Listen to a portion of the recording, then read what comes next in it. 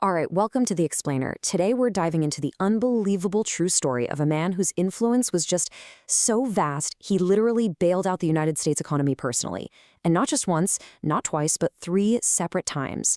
We're talking, of course, about J.P. Morgan. Without him, historians actually argue the American economy might have completely collapsed. So it really begs the question, right? Who was the actual power behind America's rise? I mean, it's kind of hard to fathom today, but J.P. Morgan was just a private citizen.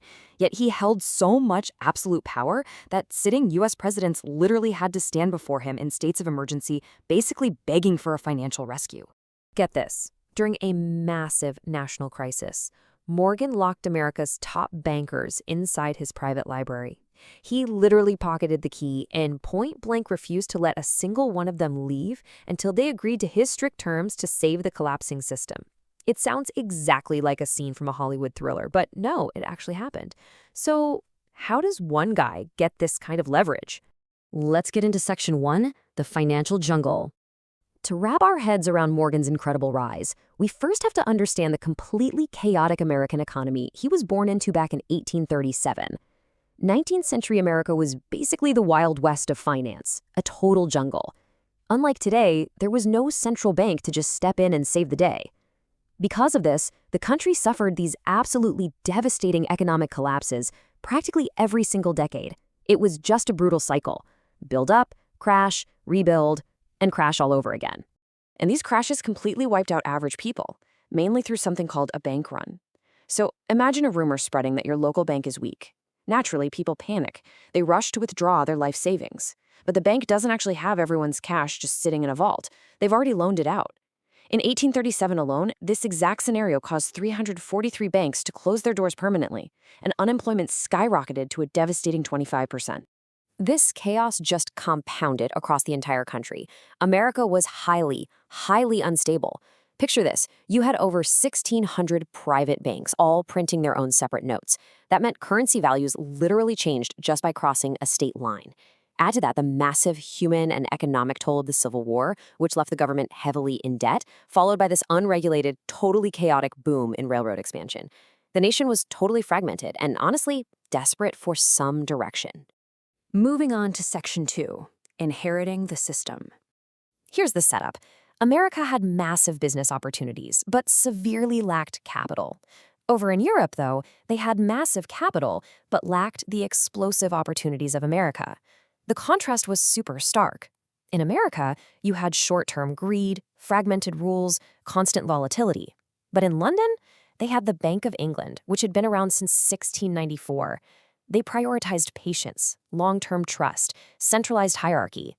Now, Morgan had the really unique advantage of observing both worlds up close, and he realized America's real problem wasn't a lack of money or even talent. It was a severe lack of order. So how did he get this perspective? Well, his father, Junius Morgan, was a prominent transatlantic banker who gave JP a brutally strict, incredibly strategic upbringing. He sent him to Switzerland to study French and Swiss banking culture, then over to Germany to study rigorous math and logic, and finally to London. Interestingly enough, Morgan was physically frail as a child. He was plagued by skin conditions and these painful joint fevers. But, this forced isolation actually meant he sat and observed, developing an incredibly underrated financial weapon: pure, unshakable patience. And here is the core truth about Morgan. He didn't just inherit cash, he inherited a global system. European investors were terrified of America's chaotic markets, for sure, but they trusted Morgan's father, and eventually, they trusted J.P. Morgan. He effectively became the sole gatekeeper for European capital flowing into the United States. Which brings us to Section 3, the era of Morganization. Armed with European capital and this really deep desire for structure, Morgan stepped into the American market. He realized that whoever brought order to America's chaos wouldn't just be rich, they would literally become the king of the system. This led to his most legendary move, famously known as the Corsair Compact. So 1885, the massive New York Central and Pennsylvania railroads were locked in this destructive price war, just bleeding cash to satisfy their egos. Morgan invites the presidents of both companies onto his private yacht, the Corsair.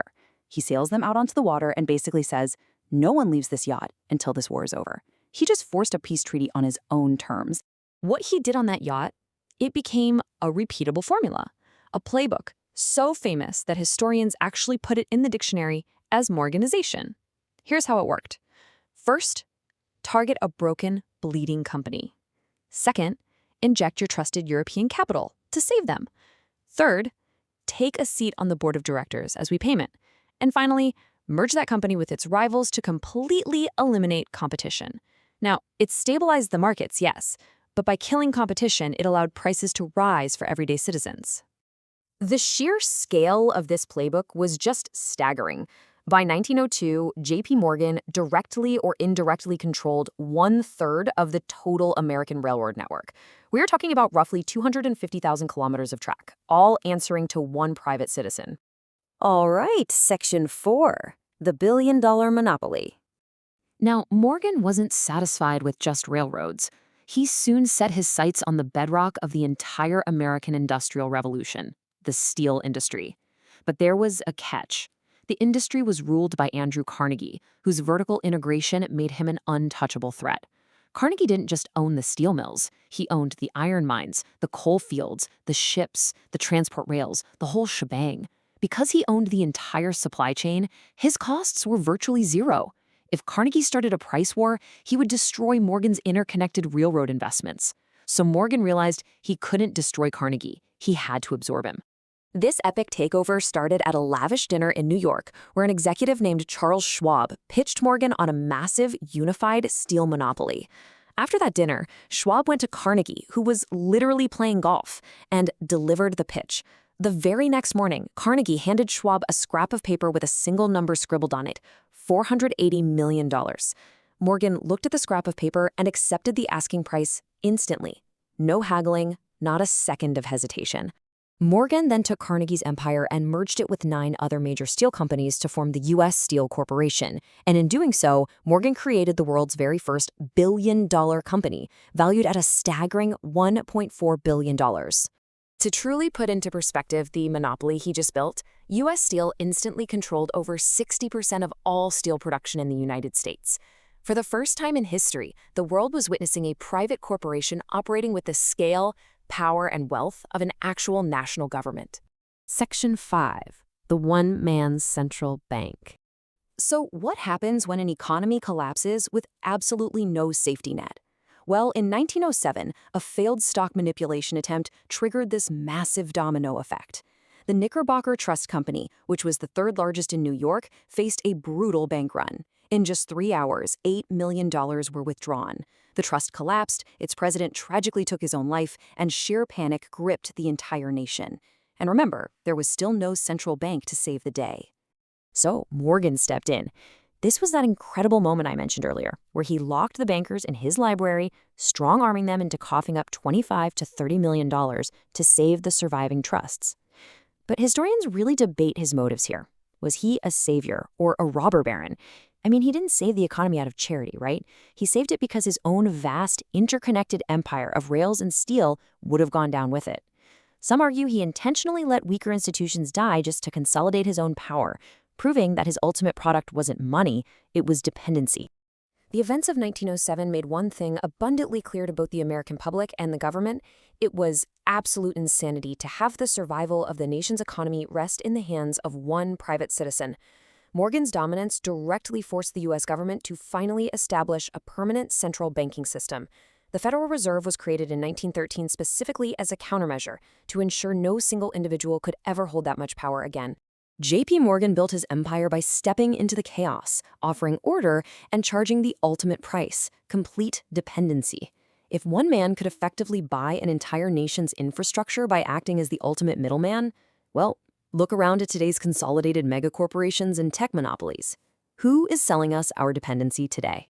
Thanks for joining me for this explainer, and I really hope it leaves you eager to dig deeper into the invisible systems that run our world.